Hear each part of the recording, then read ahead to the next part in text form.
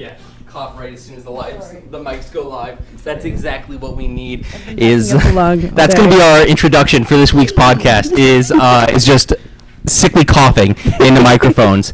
No, it's Wednesday night at 7 p.m. in Peterborough, which means that it's time for the Absynthe podcast. I'm your host, Tyler Holt, director of the Absynthe magazine, and with me today I have my best buddy, my co-pilot, my friend, what is that guy? Goose to Maverick, right? Well, what is Goose? Is he his co-pilot? I guess I already said that, though. I have no idea. I'm not going to get any references tonight. No? All right. Mark Ellis here. It was Top Gun. Maverick and Goose. Sure. Yeah, it was Tom Cruise. Those are names I know. Danger Zone! That movie. With me today, we have one of our esteemed staff writers joining us. Kaitlin, me. Hi. Hi, Kaitlin, Meany. How are you doing tonight? Y'all can come. And joining us from the Trent Anime Society is Bobby Vandenberg. Hey, Bobby, how are you doing tonight? I'm doing okay. You're our special guest tonight. How are you feeling? Are you intimidated just yet? Not yet. You will be. You will be. So, we're trying to get in touch with as many clubs and groups on campus, and that is the pure reason why we have you on tonight, not your personality or anything else. It's just because you're involved with an organization. Well, it's kind of why I joined a club. Fair. Awesome. So, Trent Anime Society, how long has that been going on for? I don't actually know. I was kind of just handed the reins last year and told to keep the torch burning. Okay, so it's been going on for many, many years then. Katie, do you know? I don't know exactly, but I know it's been going on longer than I've been at this campus. I don't know. Matt would know for sure, but he didn't want to be here. Oh, well, I mean, you're just fucking do it. Under the bus. Sorry, no, I love you, Matt. I love how you post things late at night on the Facebook group, and it wakes me up, and I feel like someone important's texting me. It's just Matt posting dank memes and updates on the Facebook page. I don't think I've actually ever seen that guy post a meme on the Facebook page, which seems like if you're gonna have a Facebook page, that's what you need to do is post dank memes. that's the place to do it. That's what Facebook groups are for. I feel it's like if Banksy saw a wall and didn't draw and deface it in some way that made people feel like it was vandalism. But, some high city mayors might think that it's vandalism, but to me it's art. You might be onto something. I'll write that in my notebook. Well, okay, so I went to the Anime Society, one of the Anime Society meetings. That was my first year, and I went a couple of times, just, what do you do at the Anime Society but watch anime, right? So that was when Attack on Titan was becoming popular, or Shingeki no Kyojin for all those straight-up weebs out there. So when did you join then? Last year was actually my first time with the anime club. Okay, and you've been going basically every week then, since then? Yes, I became an instant regular. Okay, awesome. And one of the few regulars we had. So that means that you were also regular, Kaitlin? Yeah, I started 3 years ago. She's my senpai. Yes, I am the senpai. And it had been going on definitely before, I went there. And, I just started coming all the time because, my boyfriend was doing stuff at, the other club across the way, League of Extraordinary Gamers. So it'd be we just go together, and I go to my club, he go to his. And it was anime all the time, every week. Why not, right? And then the next year, I decided, be an admin. I'll make it a good reason for me to come every week. All right, well, great. Yeah, so that means that anime has kind of been a long-standing thing, a media that you've definitely enjoyed and consumed way before the group then? So when was the first time that you first saw anime? Or what's your earliest and fondest memory of anime, Bobby? It was before club, right? Yes, it was before club. I'd probably consider it the Digimon movie. It was kind of one of the things that really sparked my interest in animation, even more than Disney. More than Disney? More than Disney. Wow. Powerful stuff.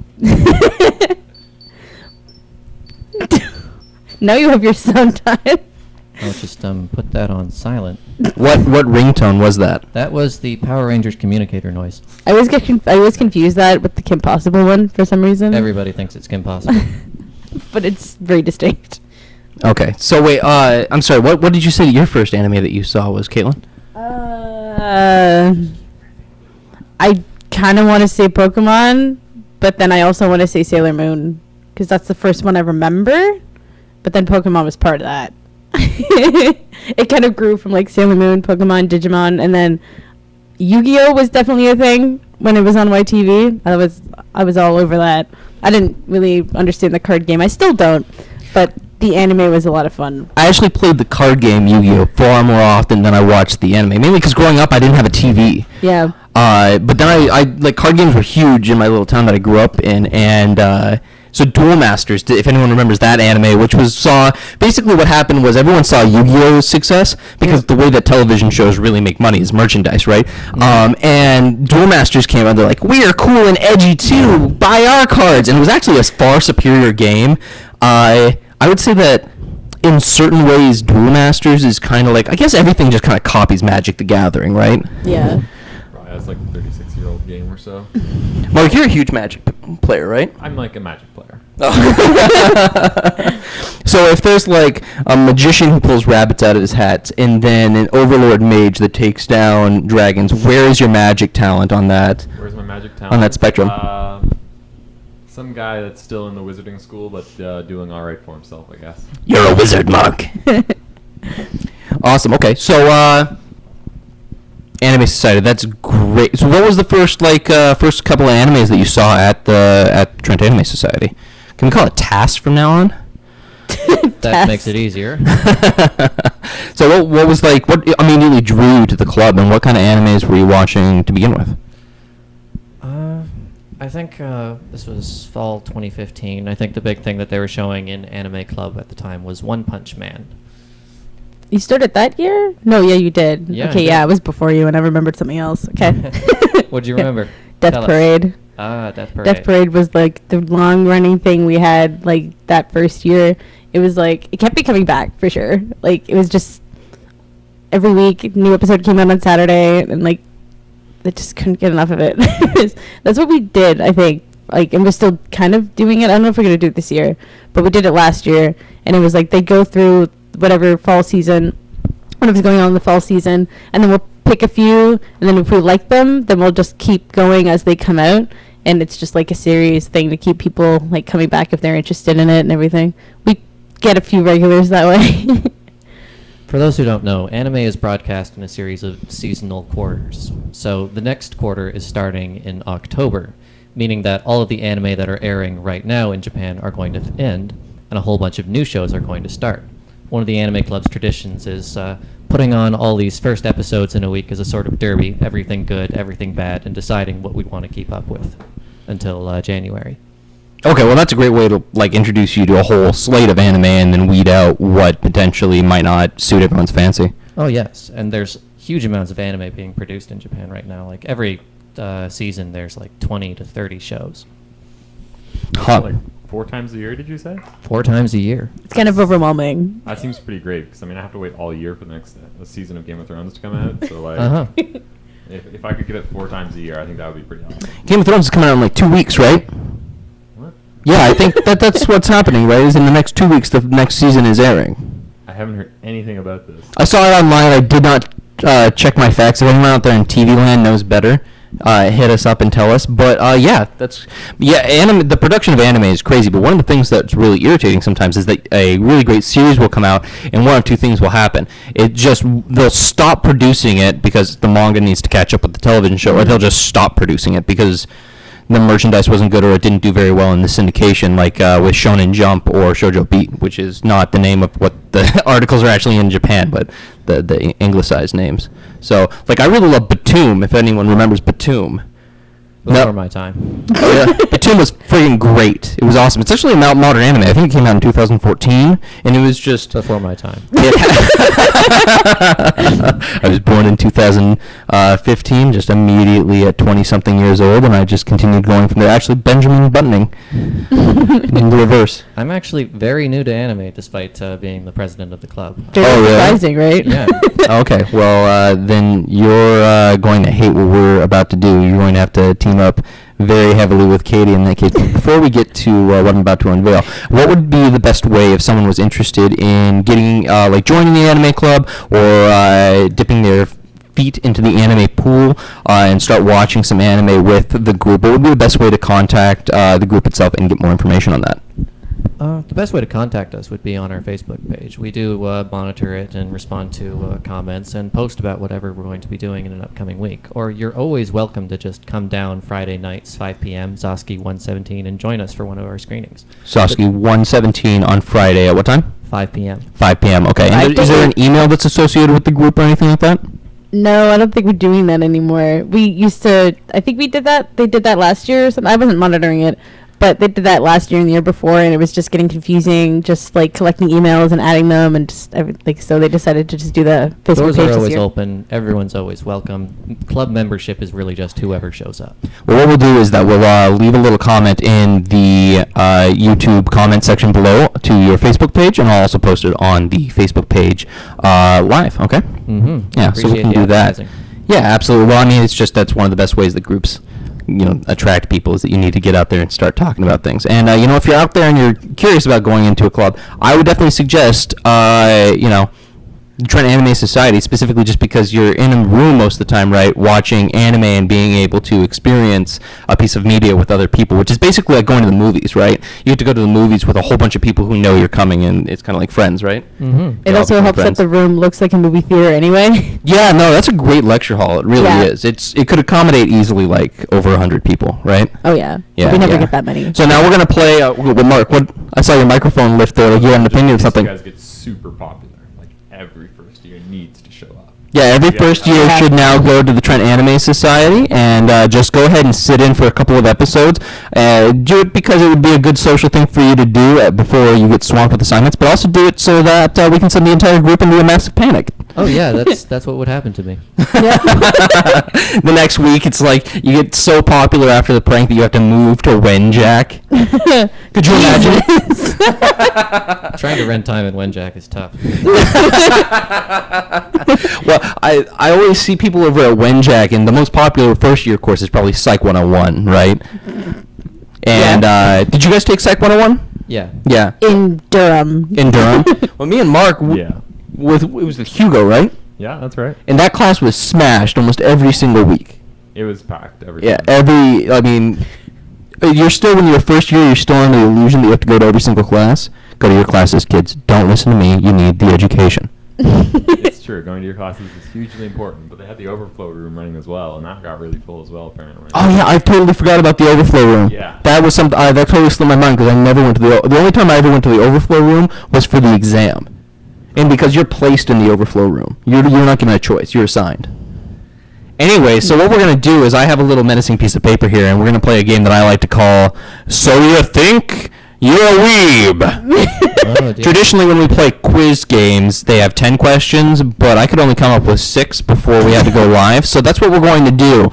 So I'm going to ask you 6 questions, going up in difficulty, about anime, and maybe about dinosaurs. We'll see exactly where this takes us. I'm going to ask you the questions. You guys can both collaborate and then give me a single answer. And then, Mark, you're going to play the place of our audio system. I'll be able to give you a sign for what sort of affirmative or negative sound that you ought to make, okay? Yeah, we'll see how that goes. All right, are you ready for your first question? Game. I'm so game. Yeah. Okay.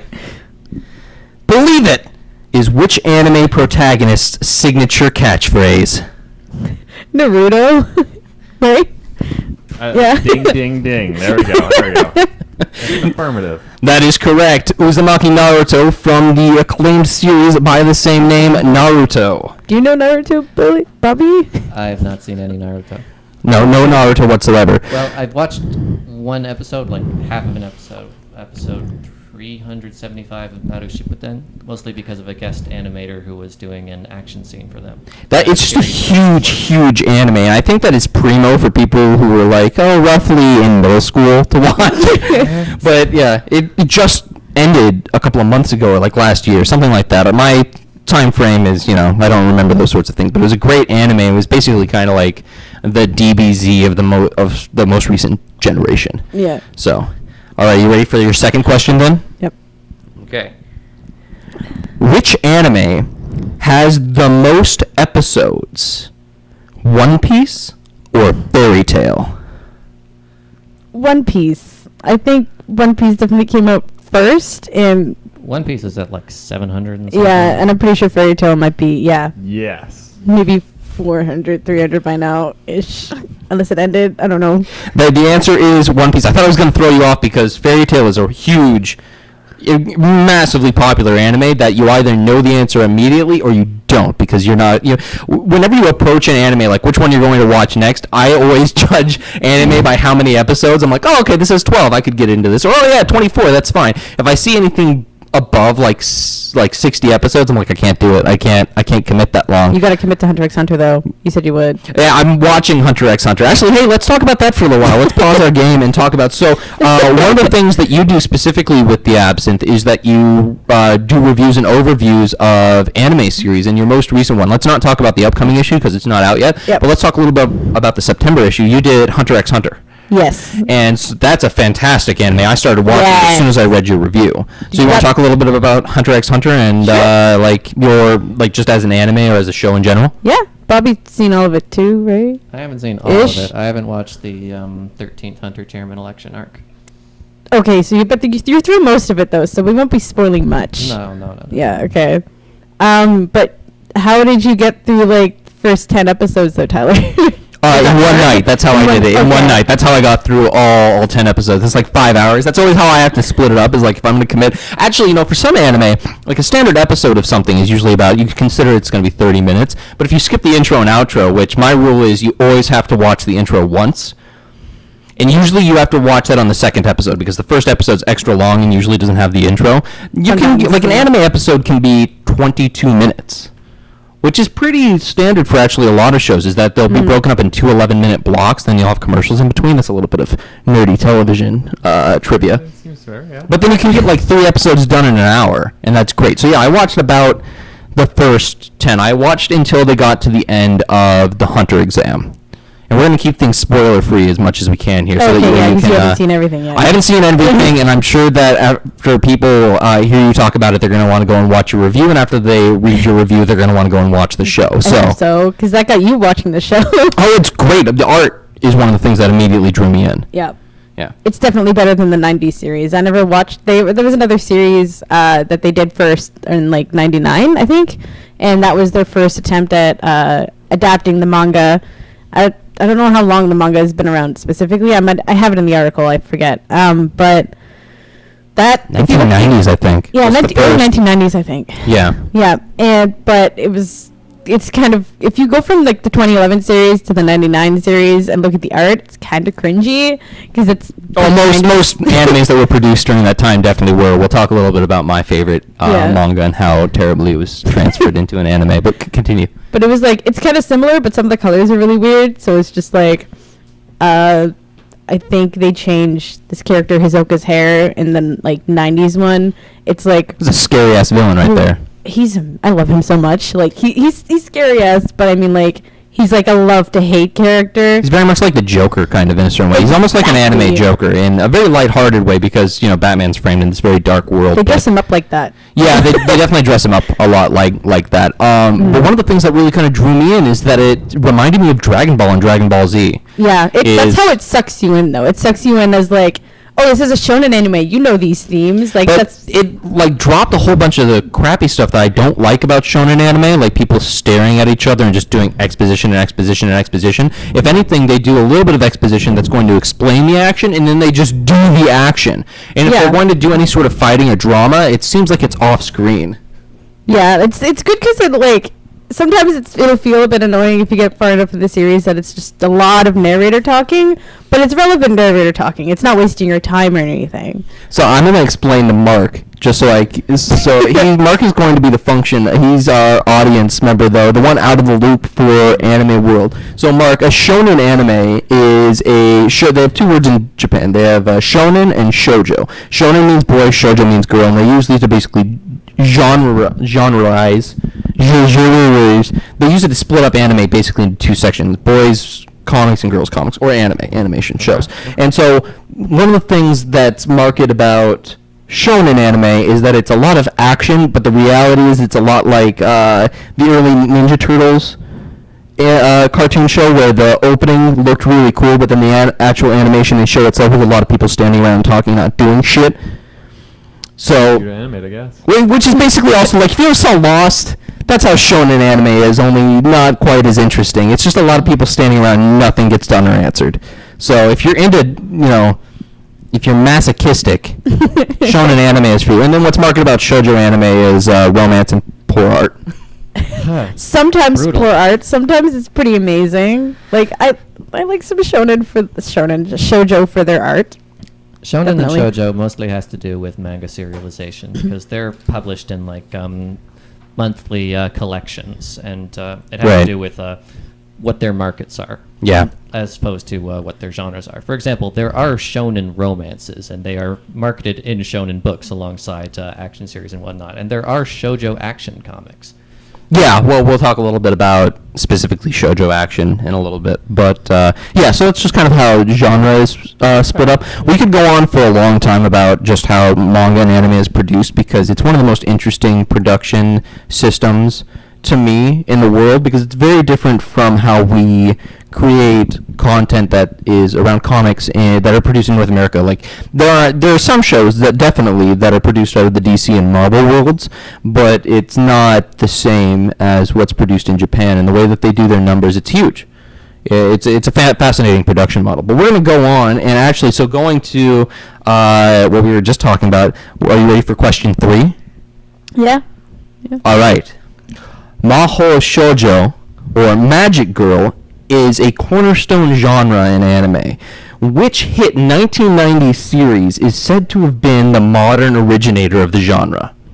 Sailor Moon. Correct. Sailor Moon is correct. Unless there was We're something gonna before go Sailor Ding, Moon. ding, ding noises again. Yeah, let's do that. Okay, bonus points if you can not name all of the Sailor Scouts, but tell me how many there are. There's Are 9. we talking inner senshi or outer senshi? In total, there's 9 because there's 9 planets. I But could name them. well, so. 9 in the ones that I know of. But there's Hey, can probably you name more. them? Go ahead. Usagi, Rei, Ami, Makoto. Makoto. Oh, what was Venus's name? Mercury's name was Amy. Amy? Amy. I think it's kind of the same in the Japanese one too, but they called her like Amy in the. You're already impressing me because I never learned the Japanese names. I was a big fan of them in the American dub because that's just when I grew up watching it, and I also read the anglicized manga, which is what's great. Why I specifically say that anglicized is because when Sailor Moon was first produced here in America, they did that thing where they flipped all the images so you read them like regular comics. Which is a travesty nowadays. People don't do that because that's insane. But that's the era that I ended up going through. I know Minako. That was the name of Sailor V. You know, yeah. I know. Okay. You know, yeah. So I'm going to give you points for knowing the Japanese names. However, technically there are 10 because of Sailor Moon Chibi. Oh yeah, and then there's the Starfighters, and that's like 3 of them. Technically, you could also There's make an no argument that and Tuxedo Mask is counted in there because he is one of the princes on the in the Moon On World Earth. No, Palace thing. No, he's not a moon prince. He's not a moon prince. He No? was like he's a prince of Earth, and she's a princess of the moon. So it was kind of a Romeo and Juliet. Oh kind of man, romance. 2 houses alike in dignity.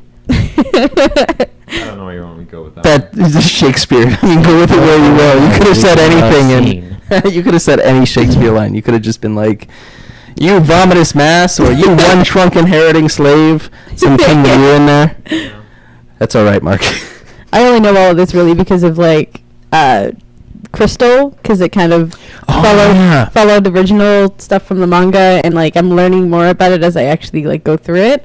But if you ever want to watch that and battle through the first 2 seasons animation, then you'll enjoy it, I believe. Yeah, well, that's kind of crazy is that they are revitalizing a lot of old anime classics. Yeah. They did Sailor Moon Crystal, and now they're doing Dragon Ball Z Super.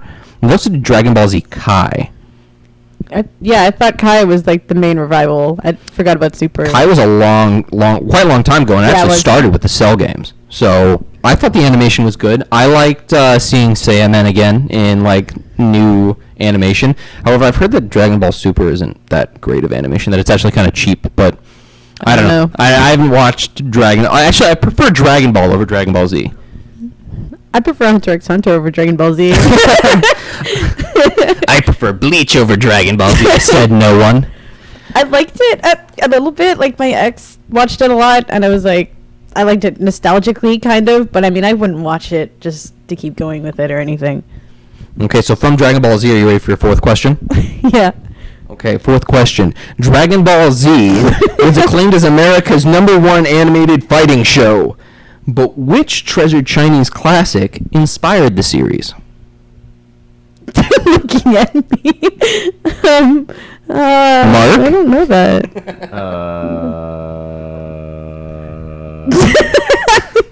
How many Chinese classics do you know, Mark? Chinese classics. Let me see. What's another word for zero? Nada. Zilch. Was it a live action movie or something? Or was it I don't know if China did animations. No, it's not a classic anime. It is a classic piece of literature from China. Literature? Yeah, exactly. It's very, very popular, and this particular piece of work has influenced and put... has I think I have it. Is it Sun Tzu's The Art of War? No, but it would probably be the other one that you know. Yeah, I don't know any others. You do know another. You do. But that's okay. Do you give up? Yep. Yeah. Give up? Okay, that's fine. So the Chinese classic, Journey to the West, a character of which was repeated in video games and anime Sun Wukong, was a major inspiration for the creation of Dragon Ball and Dragon Ball Z. It's news to me. Learning things today.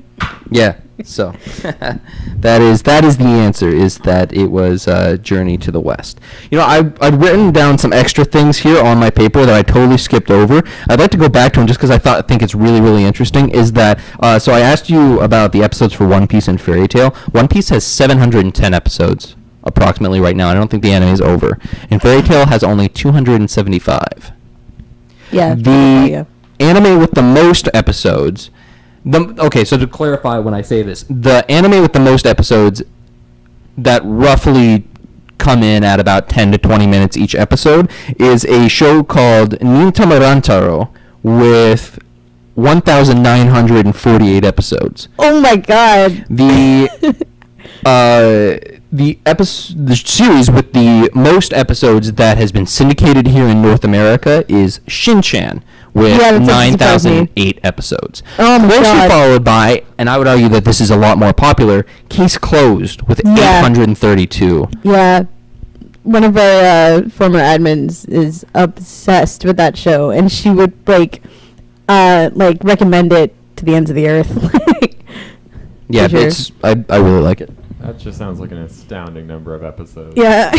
I don't, how many hours of content is that? Do you need to set aside a week, 24/7, if you want to get through that? Or Yeah, absolutely. No, it's a whole. It would be like a full-time job just to watch that. Even though that was 20 minutes an episode, you could watch 3 an hour, 24 hours. You could probably reliably hire someone to watch all of the episodes, pick out the good ones, and then rebroadcast them. Okay, that's one option, I guess. Those of us with copious amounts of disposable income. Yeah. Well, I mean, production companies usually have some sort of income that they can, revenue that they can put towards things like that. This one, I said that it was in ascending order with how difficult this is. This could be, this is one of these questions where you either know it or you don't. I actually think Mark might know this answer. Oh, I'm worried now. Yeah. So, okay, you ready for the fifth question? Yep. Said to be Japan's equivalent of Winnie the Pooh, Totoro from My Neighbor Totoro is the mascot of which major animation studio? Studio Ghibli. Yep. All right. You say Ghibli, not Ghibli. Ghibli. Tomato. Yeah, so I know people go back and forth on that. Did you know that, Mark? I thought you would. I didn't know that, but I did have Totoro on my wall. But you're actually a big fan of Miyazaki, aren't you? I've seen 2 of his movies. You've seen Totoro, haven't you? My Neighbor Totoro? No, I have not. No, really? Okay, well, that's fine. It's actually, it's a classic, but it's one of those classics that people skip over a lot. You saw Princess Mononoke with me. Yes. That's my favorite one. Have you seen Spirited Away? Yes, but that was back in grade 7, so I don't really remember. That's probably one of the most critically acclaimed animated movies ever. Probably, some people would maybe argue Akira, but... Yeah. But it got an Akira Oscar. has no popularity here in North America. Only hardcore anime fans who also know filmography and literature would be like, Akira, yes, top notch. Yeah. Jeez, what was my... Yeah. I think Spirited Away got an Oscar for I think. Yeah. Oh, yeah. But then Miyazaki was like, nah, I don't like America right now. Yeah, no, he refused to come to the United States. Yeah. I forget wouldn't why. say that Spirited Away is even one of Miyazaki's best works, but it was one of the most accessible to a Western audience. Yeah. I thought it was really good. Actually, I like Ponyo better. Personally, I'm an asshole, though, so... one of the reasons that I love Ponyo... Have you seen Ponyo, Mark? Ponyo, fishy, fishy in the sea. No? I love the English dub of Ponyo. The best. Like, that was one of the first times I ever saw anime become seriously mainstream, because I was a kid and didn't watch Spirited Away. I watched Spirited Away as a teenager. And Ponyo had the voice talent of Tina Fey and Betty White and Liam Neeson and all these really famous actors. I think that... No, that was Megamind had Brad Pitt. But, I mean, like, a lot of really famous people. I think that one of the Jonas Brothers voiced the main lead in that series. So it was a lot of really popular Hollywood actors who was doing the voice talent for that series. And that... Also, Ponyo is just a really fun show. What would you say that Miyazaki's best film is then, Bobby? I haven't seen all of them just yet, but my favorites are Princess Mononoke and Howl's Moving Castle. Have you seen Howl's Moving Castle, Mark? Not yet. That's one of my favorites, too, for sure. That's a good one, yeah. Miyazaki, like, Studio Ghibli is basically Japan's Disney. They just continue to pump out work after work, and almost all of them are masterpieces. Castle in the Sky, though, is my favorite. I say the three of them that are my favorite, but Castle in the Sky is really good, too. Like, they're just... Every one of his movies are so rich in their own lore, and, like, the movies don't really go in, like, the same format as any other movie, really, and they'll end in a way you don't expect, and I love it. It's amazing. One of the core themes of Miyazaki's work is kind of the ambiguity of them. Yeah. Yeah. Definitely. I would say that probably Princess Mononoke is the most pointed, because it's very directly an environmentalist message. Ponyo has a bit of that, too, but it's diluted with a love story. Of kids. Yeah, but I mean, Miyazaki's also into the... old kids. Yeah. Miyazaki's really into kind of the story of little girls, and because the emphasis is always on boys, and so he kind of did the reverse a lot with his work, and he's very, very successful at it. Like Kiki's Delivery Service, that's another one that's great. Yes. It just came to life on my screen. childhood. Yeah, very good. Are you ready for the last question that I could manage to get? Okay, Sure. I'll be very excited if you get this one. This is the most difficult question that I think that I could grab up. Okay. I'm intimidated. Which animated masterpiece by the master Satoshi Kon-sama influenced the hit live-action movie Inception? Obviously, Paprika. Oh! Mark, make a dinging noise! That is correct. Paprika influenced the creation of Inception, not just the writing, but also the actual work behind it and the graphics. And I personally prefer Paprika. I think that's more of a mindfuck. Yes, Paprika is an amazing work, and Satoshi Kon is a really visionary auteur. He also did Millennium Actress, right? That's one I need to see. It's fantastic. I love it. I don't think he did Metropolis, but that's also one of my favorite animated movies. I've been trying to look for animated movies that aren't made by Miyazaki, and they're few and far between to find ones that are just find them in general, but then also find ones that are good. I can name a few. I could name a few as well. Yeah, well, I mean, that's basically the repertoire that I have. It's just like... I mean, we can recommend some. Oh, yeah? That'd be great. We'll do that a little later after the podcast, though. That way, we're... Wolf Children. Yeah, anything by the guy who did Wolf Children. I've been looking for Boy and Wolf for a while. I've heard that that's fantastic. Boy and Wolf? Yeah. It's supposed to be like a father-son story. That was it The Boy and the Beast? Is it Boy and the Beast? I was like, I heard the translation being Boy and Wolf. Maybe I'm thinking of Spice and Wolf, and that's why that's messing me up. That's all right. I know a lot of anime, Mark. That's good. Mark, what's your favorite anime? Now, Mark's watched anime. Okay. I watched like about maybe three shows. There's Attack on Titan. Oh, that's a good one. Watched like a little bit of Digimon, Pokemon when I was younger, so yeah, those were nice. Mm-hmm. It was short Archipelago of Blue Steel. Oh yeah, Archipelago of Blue Steel was fucking fantastic. I think they did do another season of it somewhere. I haven't really looked for it very hard, but I think I've seen gifs of it. I accidentally got like a Loot Crate anime box with like a theme. How do you accidentally get a loot crate? You forget to cancel your subscription. That's what when you say something like that's probably the better way to say it, because when you say that you accidentally got a loot crate, it seems like you accidentally you stumbled over one or stole one from someone else, or you were going outside and you see an airdrop going by and you're like, motherfucking airdrop! Like you Well, that moved would've been into a cheaper. house and your previous tenant forgot to cancel their subscription. Just keep going with that. Wouldn't that be the best way to get loot crates? Is just airplanes fly over and drop them like care packages? Oh yeah. It's just like swag! Get to the swag! They had something like that back in World War II that was known as the candy bomber, and they would fly over and drop packages of candy in random places to raise morale. Anyhow, fun. Off. But I mean, did they have body pillows? I don't think And they had sweet body anime pillows. shirts with memes? No, I don't think they had. With memes. It kind of sounds like your loot crates are not quite as exciting as the ones that we're talking about. You know what? We've come a long way. So would you say that Shingeki no Kyojin or Attack on Titan is your favorite anime? No, not really. No? You haven't seen Death Note then? No, I haven't. You'd love Death Death Note was Note. one of the originals for me That's too. probably... One of the most adult I ever watched. Well, not only that, just also really well written. And the reason behind that I found is that the writer and the artist are two completely separate people. And now we're talking about, at this point, the manga, which then was made into an anime. And like I was saying before, the production model is that the manga has to become popular first, or the comics need to become popular first before something is adapted into anime. I'm saying this mostly for the audience, not for... Or for Mark, Mark, hey, Mark, who is the audience we're addressing. And then the barrier to entry for a long time for making comics that could then become anime is you have to be good at drawing. Not necessarily good at writing, but good at drawing. And so Death Note was one of the first ones that very successfully paired a fantastic writer with a fantastic artist. I wanted to finish my point about the box. Do it.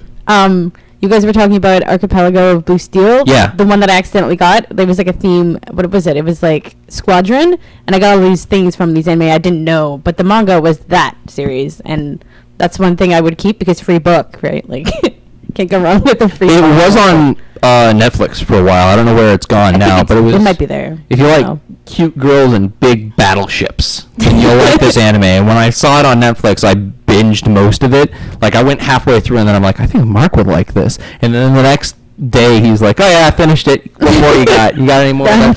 You got any more of that Blue Steel? I thought I was playing World of Warships at the time. They had a sponsor with them. That happened directly after you watched the anime, right? Or was it around the same time, and I just kind of lucked into it? It was almost at the same time. And you still have, like, the harbor skin for that, right? Yeah, there's still a harbor, so you can load into the game and you can have the harbor from the anime. That's a badass harbor. It's kind of fun. Yeah. So maybe it would be better to switch gears a little bit then and maybe give you an impromptu quiz on anime and manga. Mark? This is going to be awful. Yeah. Well, I'll try and make it a little bit broad. I'll see if I can come up with 5 quick questions, and then you can all laugh and jeer at his otaku-lessness. I'll just pat him on the shoulder. You guys can make dinging songs at him now. Are you ready for... So, which came first, Mark? The video game... This could be good. ...or the anime of Pokemon? The anime. Judges, would he be correct or incorrect? I want to say he's incorrect.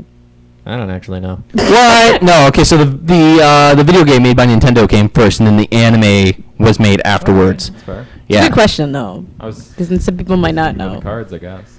The cards? What? Oh, Pokemon. Yeah. I never understood that. I never played the game. It wasn't. Yeah. No. It never really happened. Let's see. What would be another good one for you? I'm trying to think. In the first generation of Pokemon, how many are there? There's only 100 in the first generation. Judges? No. There would be 151 different Pokemon in the first generation. The 151st being Mewtwo. Yep. That hurts because I had the poster of all the Pokemon on my wall for like my childhood, but like I guess I didn't really do the act too often. So, Mark, what is the difference between dub and sub? One would be the voices over, and one would be the text on the screen. Judges? Specifically in that order. More or less, yeah. That's exactly correct, actually. Yay! My own dinging noises. Ding, ding, ding. ding. Okay, so here's one that is also for you that will be great. Okay, sure. I mean, I'll be the judge of whether it's great or not. It'll be fantastic. It's easy. You'll be able to get it automatically. It's Don't something say that's these very things. good for your wave level. Which famous anime artist was the original teacher for the acclaimed other mangaka that produced the acclaimed anime series and manga Shaman King? That guy. I don't even know. You are correct! It is that guy! No, so actually, that's one of the cool things that's like one of my nerdy pieces of trivia, is that the individual who wrote Shaman King and also then, of course, was involved with the animation, Nobuhiro Watsuki was his original teacher. And Nobuhiro Watsuki is the one who did Rurouni Kenshin, which is my favorite manga. I found out about that through Inuyasha. Is that sad? Which one? What? Oh, Rurouni Kenshin through Inuyasha? Inuyasha was fine. It's basically like Dragon Ball Z for girls. Like, it was like, I think I found out it was like a similar thing, and I was like, oh, this looks cool too. Like, yeah. I don't know how it even compares, but I mean, yeah, for girls. I'd say that Inuyasha is a little bit pervier. And also, it's set in a fantasy land. Rurouni Kenshin is set right after the Bakumatsu in the mid-1800s. Yeah. Yeah, right around the time of the American Civil War. Japan also had a civil war. And they were like, boom, boom. And no, they weren't like boom, boom. They were like slash, slash. Some of them were like boom, boom. Because down with samurai. Yeah, that was actually kind of like the last time samurai were a thing in Japan formally. Yeah. The shogunate started outlawing and collecting swords. Well, eventually, during the Bakumatsu, the shogunate completely fell, and that's when the Meiji era and the Meiji Restoration started. Then they created their own first central government, moved the capital from Kyoto to Edo, which then became Tokyo. So History lesson. Yeah, hey, I know all that shit. I met someone who called me out on my knowledge because I was talking about the Bakumatsu and all of that Japanese knowledge, which I eventually did my own research on. But I think it was in class one time, this guy looked at me straight in the face and said, "Oh, so you like Rurouni Kenshin?" I'm like, fuck, he found me out. Yes, I do, because it's historical manga, but that's a great example of a fucking fantastic artist, beautiful artwork, and then the 90s came around and said, hey, can we shittily animate that for you and put it on Adult Swim? And they were like, yeah, sure, yeah, I'll do that. Well, okay, so it wasn't on Adult Swim first, it was, of course, animated in Japan first, but it was just, you could take any one frame from Nobuhiro Watsuki's art and just hang it on the wall, and it would either be hilarious or beautiful. Mm-hmm. In the anime, you could take any frame from the anime and you'd be like, what the fuck is this? I don't understand anything. What's actually a good video that can teach you a little more about Japan is like a funny little ditty that's like... Oh, God. You know, are you going to sing for us? No, I'm not going to sing it. It's not really a song, but like he kind of has little singing parts in it. But it's just literally called The History of Japan, I think. And it's pretty humorous and it's really educational. It's pretty straight to the point. It's good. I love it. Not done. It's great written. Well, actually, it was the Americans who opened up Japan first, and then they 86 that shit when the Civil War happened, and then Britain stepped in like, hey, we got some, we got some cool shit for you. And Japan didn't really think that was very cool because they could see China and the Opium Wars, and they weren't very, very cool on that. So they were a little split. Some people were like, hey, they got some cool things like guns and shit, and everyone else was kind of happy with their swords.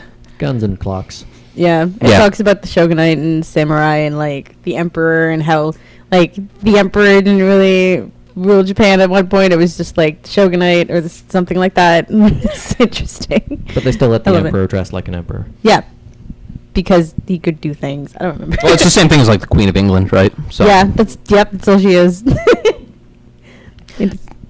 Are you familiar with like the Japanese government system and those sorts of different? I mean, what's your experience with Japan, Mark? Really limited. Yeah. Go for, like some sushi and like watch some old history documentaries on the Shogun Wars. Okay, so wait. So let's start there real quick. When was the first time you ever had sushi, Mark? First year of university. My friends were like, "Come eat raw fish with me," and I was like, "I've been waiting so long to do this." Yes. Really? So that late is university? Yep. First year of university. Wait, was it with me? Probably. Yeah. Did we go to Ajisai? Yes. Yeah. Ajisai is the better one. Like Midori is good, but the service is not. Yeah, I don't know. I want to start going to places for sushi that are a la carte. Mostly because I'm a classy bitch. Yeah. So when I spend money, I tend to do that. Is spend money. Yeah, Ajisai is about as good as you'll get for affordable all-you-can-eat sushi. All you can eat or nothing. My favorite thing about sushi though is nigiri sushi and sashimi. Yeah. So I mean, like rolls are fine, but I like just like slap some raw fish on some rice and I'll be happy. Yep. Especially if they have red tuna. Oh my fucking god. I don't like it when they don't have crab. I'm offended when they don't have crab. So what's your favorite sushi place, Mark? It's Ajisai. Ajisai would be the answer. Cinnamon rolls and stuff. I've been to Hockey Sushi once, but not recent enough that I could make a judgment. I don't even know really where it is at this point. Okay, I was gonna ask. I'm like, I only know Midori and Ajisai. There's also Matsu Sushi. There's 2 places for that. There's one that's down past Lansdowne, and then there's also a establishment in East City, which I've heard is the better one to go to. I don't think that's the original spot for it, but I've heard also it's closer. So, besides being a classic, a very classy bitch, I'm also like moving places is definitely a decision that I make when I go out to eat. So yeah, if you were listening to our last podcast, we talked very, very long about food in Peterborough. So It was all of it. Food. it was all about food, which is one of the best things for university students. When was the first time you had sushi, Bobby? Maybe 4 years ago. Oh yeah, huh? Nice. Kaitlin? High school, Okay. I believe. All right. I think there was a thing with some of my friends in the anime club in high school. Oh, you had an anime club in high school. We're gonna talk about that soon. I was kind of an admin in that too because I knew people, but honorary, I think, whatever. And I forget where we really went, like, because there was one downtown, still is, but it kind of moved, not moved. It changed like names a lot, and it was like kind of downtown in Whitby. And we'd like find our way down there after school and everything, and it was always good. Yeah. All you can eat, can't go wrong. The first time I went for sushi, it wasn't all you can eat. There was one Japanese food place in the little town that I grew up in. I think it was called Yamatani's, and it was fucking delicious. Don't get me wrong, but it was very, very expensive. Gotta pay for delicious. Yeah, you definitely have to pay for delicious. But I think I was maybe going into high school the first time I had sushi. I believe I was in middle school. So sushi's been a thing for me for a long time. And they had these really cool things you could order that were like, they were called quail egg shooters. And it was basically a Gunkin style sushi, but with quail eggs instead of roe. So I love it. I love it a lot. Is there any sushi places in Oshawa that you like to go to, Mark? I hear there's a place called Rainbow Sushi on Simcoe. It's a pretty nice place for an all-you-can-eat sushi. It's all right. Well, you're also from Durham. Yeah. Well, you're from Whitby, though, right? Yeah. So like 10 minutes away from Oshawa. Okay. So where are you from, Bobby? I am from Newmarket, north of Toronto. Oh, okay. So fuck you. We're all Durhamites.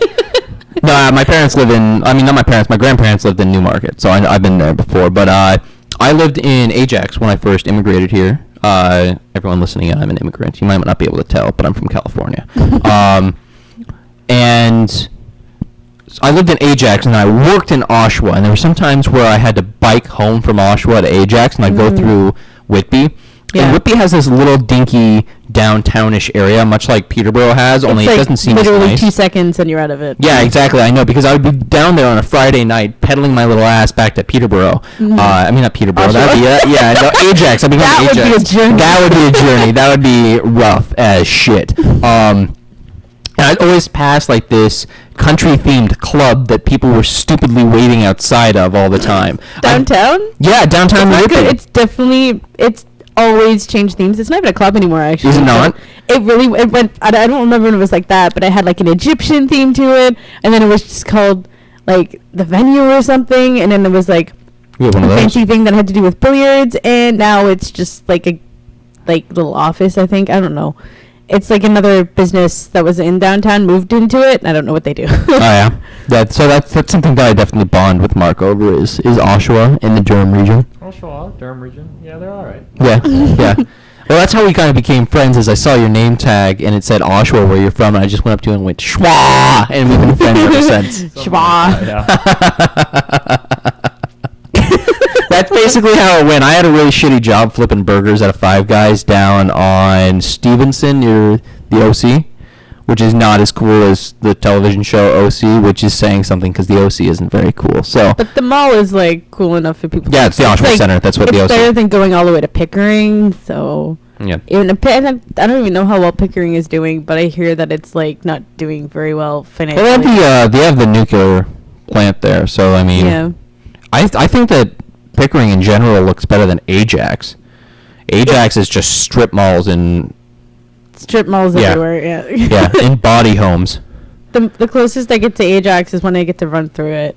Oh yeah, okay. So that's also something I wanted to talk to you about. Sorry, guys, I'm gonna ignore you guys for a little bit longer. Is that actually, Mark? You do some running, don't you? I did some running once upon a time. Did some running? What about you, Bob? Are you involved in any sports or any sort of athletic stuff? I only run when someone's chasing me. The only marathons he does is Did you do any sort of like athletics in school? No. I was looking at Kaitlin, but the thing about it, I was wondering. I was gonna go to you out of courtesy afterwards. Chess club, Bobby? No? All right. Yes. Yeah, actually, okay. Yes. I did that for actually a little bit too. Mark, you too? Yeah. All right, you guys would probably both kick my ass at chess. I'm not good at it. I'm actually pretty good at Go, though. Have you played Go? I haven't played Go yet. Yeah, it's great. Go is a Japanese game. It's awesome. I actually have a makeshift board that I made myself. I used to have a really nice board, though. We're not going to go there because I would be the only nerd in the room talking about a very complex game that was made in China 3,000 years ago. 4,000 years ago? Anyways, did you do athletics in high school, Kaitlin? No, not particularly. I tried, I think in elementary school, like I did cross country a bit, and then I didn't really do it anymore, and I tried out for soccer, but then I didn't make it, and that discouraged me throughout the rest of my lower academic year. You probably wouldn't know it by looking at me, but in middle school, I was the doctor's, I guess the technical term was for it, fat piece of shit. Yeah, I was diagnosed with fat piece of shit syndrome. That's really sad. But I lost a lot of weight in high school and then started doing track. So that's basically exactly what you need to do to try and lose weight. It's just run, fat boy, run. And so I did. I ran. And exactly kind of like being chased. I just like put some music in and just imagine something was chasing me. But so I did running. So when did you start getting into running? Well, my dad got into it at a certain point, probably around like 2005, 2006, so when I was starting high school.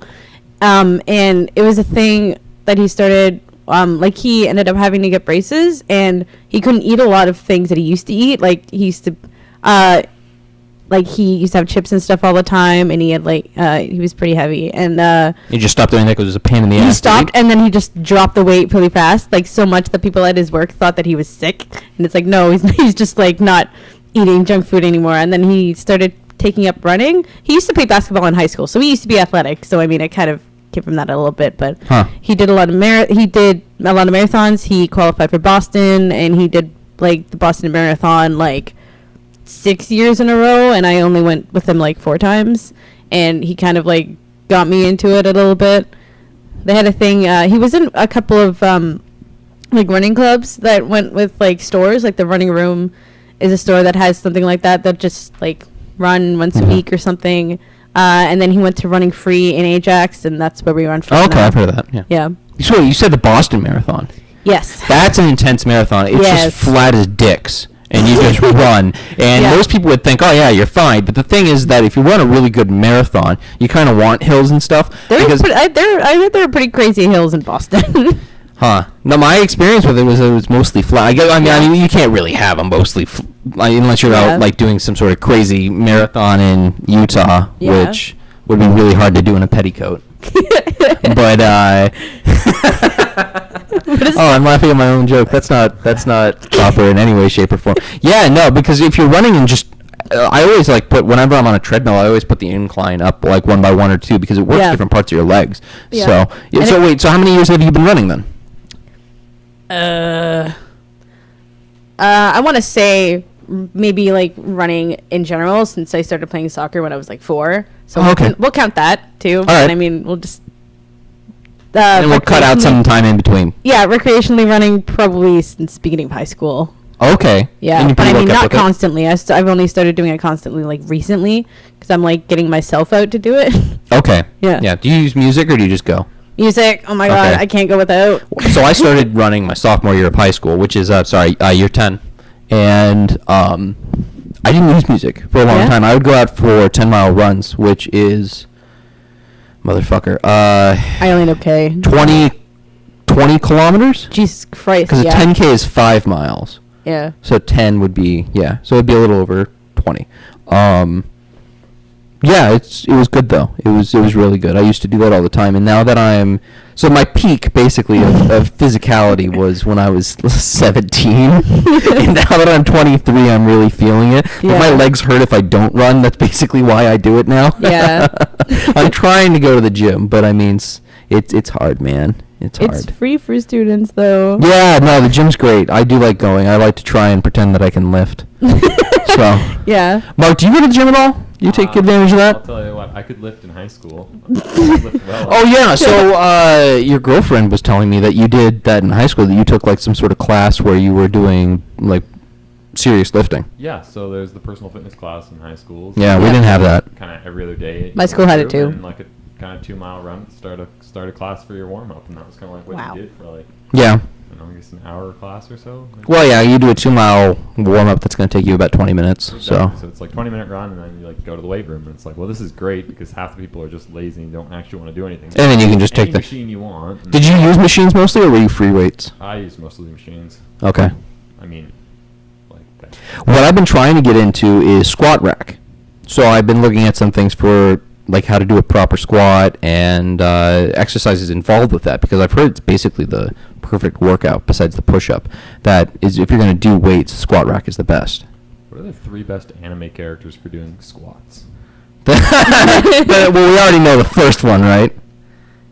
No. For doing squats, Saitama from One Punch Man. Yeah, yeah. Yes, He has like, he had a regimen where he would like do like 100 squats, 100 push-ups, like 100 something Sit-ups and 10 kilometers of running every single day. Yeah, I was like, I could take that up. I can only do 100 squats. But Yeah, no, it's. I use the ab machine at the gym, which The is awkward basically little thing. well, the thing with machines is basically that you could do machines all day and just not work out, right? Like no matter how much weight you do, you could just like use the machines and not properly work. You have to actually very purposefully use the muscles that you want to work out on a machine. Otherwise, you could do like bicep curls and just basically use your back. Yeah. So, with the ab machine, you have to very purposely be like, I'm going to bring my knees up into my chest now. Yeah, I find I end up And using my tear my arms a bit arms. with that. Yeah, Like, I'm probably doing it wrong, but... Have any of you guys been like to the rock wall or tried doing any of the rowing stuff? The rowing machine I can do. That for sure, but not the pool. I don't think we're allowed in the pool, but... Try and fucking stop me. I'll be all over that water like Haru's on water. Rowing team only, yes. That was an anime joke. Free reference, I got that. Hey, okay, so that's a great one that we could talk about really quickly, which is great for anime. Do you guys watch a bridge series? No. Oh, 50% off. Oh my god, I love BBC. 50% off with Octopimp. So good. So a bridge series is when you take an anime. Did we not watch Attack on Titan abridged once?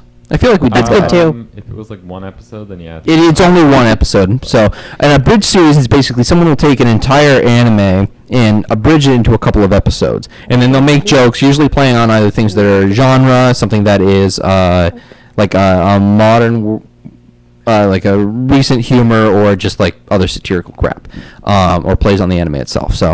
Okay. There's one of DBZ as well. Yeah, no, I love Team 4-Star. Well, I first got involved with, first discovered abridged anime with Yu Yu Hakusho abridged. Yeah? With Lani Pator. And then Little Karibo's Yu-Gi-Oh! Abridged. And then they all kind of came together and did Team 4-Star with Dragon Ball Z abridged. That's the first one I saw, Yeah. Team 4-Star. So wait, did you say you don't watch abridged series, Bobby? The closest thing I've watched to an abridged series is the ADV dub of Ghost Stories. Oh, okay. That's a good one. That's a good joke. I like that joke. Ghost Might as Stories well be is- abridged. Yeah, there's like, you can find compilations of the weirdest sentences that the voice actors just kind of threw in there for no reason, right?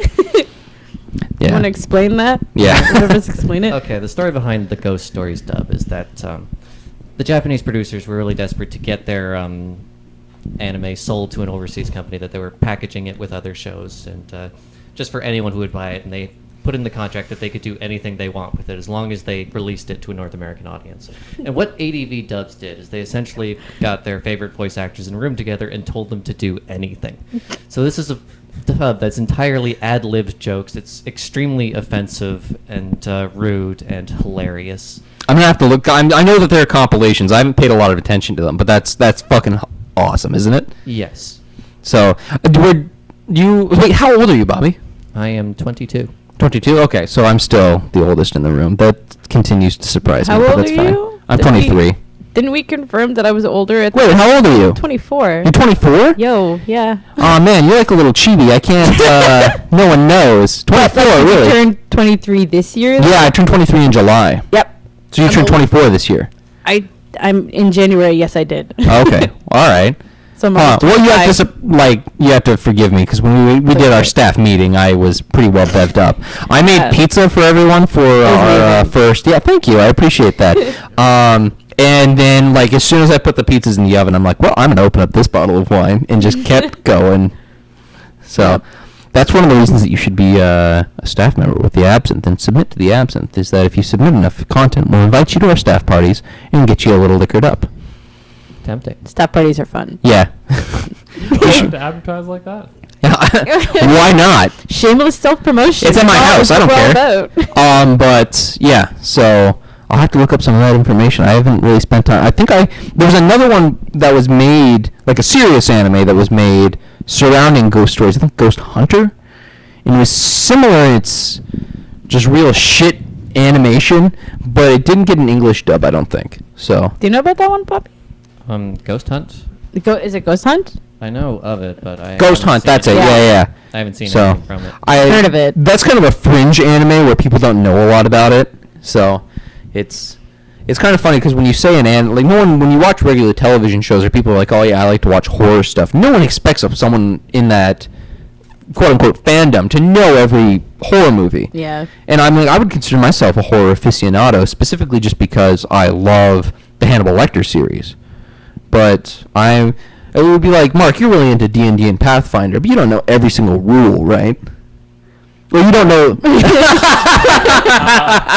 Do you know every single rule? That was a very... Well, for one of those systems. The other one falls off the face of the earth. But if we're talking about fringe stuff, I feel like I should mention it just because a friend brought it up to me when we were watching Kiki's Delivery Service. Okay. We were watching this, and we realized there's an early scene in the movie where a bunch of Canada geese fly by. Oh, yeah? And they make some noise. But fun fact, it's not the noise Canada geese actually make. It's actually just some other bird. I was watching this with my very good friend who's in ornithology. Oh, Miguel. Exactly. That's hilarious that he would know that. Pulled him out immediately. He's like, those are not geese sounds. What are you guys doing? That's awesome. So, they got to get some better bird voice actors, I guess. Bird sound affect people. Exactly. What's Miguel's opinion on the hit movie Birdman with Michael Keaton? I don't know. I'll have to ask him. Yeah, I'll get Miguel on, and he'll be able to tell us all about Birdman. Sure, maybe. And maybe some Space Ghost Coast to Coast. That's as fringe as I get with a random anime fact. Yeah, that's fair. You're all welcome. I'm out. This was Mark Ellis with Anime Talk on the Otaku Talk Show. Thank you very much. No. That would be a great name for a podcast, is the Otaku Talk Show. You guys at TAS need to get on that right now. I don't know if I could host a podcast every week. It's fun, man. I like doing it. They're like, 3 or 4 people watching. I get to yell on Facebook all the time. I don't know. I can't see the feed from over here. My laptop is way across the room. I try to share it to everyone I know, but I don't know if anyone's... That's fine. It's okay. We don't need to talk about our audience right now. In fact, what we should probably be talking about is winding things down. It's 8 o'clock. We've been going for about an hour, which is great. So once more, if people were interested in learning more about our anime goodness, besides just going on Crunchyroll and watching some anime, what would be the best way to get involved at Trent with the Trent Anime Society? Show up to our meetings every Friday. Zowski 117. Yeah, you said it was at 8, sorry? 5 to 8. 5 to 8. 5 to 8, Zowski 117. Okay, thank you. Let's just continue saying it in a weird mantra. Double red doors. Yeah. Yes, yeah. There you go. Yeah, big lecture hall. Right by the Zowski cabinet. And I'll go ahead and I'll make sure that we are giving links to people on the Absynthe Facebook page, so that way they can get in contact with you.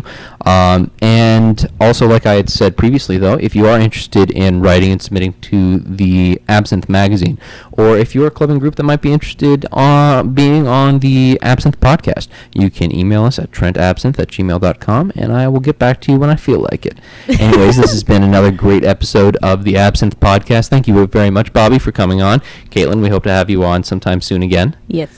That would be nice. Mark, thanks for living here. Yep, still here. Yeah, next week maybe we can do something that you can talk more about. Maybe. We'll get. It'll be like some other fringe hobby that you've gotten me into over the years. Oh yeah, we'll do that. We'll just have an entire podcast about Game of Thrones. How about that? Or World of Warships. Well, I mean, Game of Thrones, we'd have to get like Graham or someone on from like Writers. Or George R.R. Martin. We could get him on. Oh, that'd be neat. Yeah. Yeah, we'll get him on the podcast. We'll be able to talk over some things. You could also probably get the Writers Society if you can get Graham to get anyone else. Do they know R.R. Martin? No, I mean just like in general, like another club. You didn't answer my question though. I don't know. We'll follow the anime theme. We'll get Trent Jiu-Jitsu to come on. Oh, that'd be good. Ooh. Let's go ahead and let's get them on soon. Is that a promise? We'll try and do them next week. Next week now. 2 weeks, yeah. We'll get Sensei on. Yes. All right. Well, again, this has been another successful podcast. Thank you very much for coming on, you guys. And everyone out there in TV land, you guys have yourselves a nice night.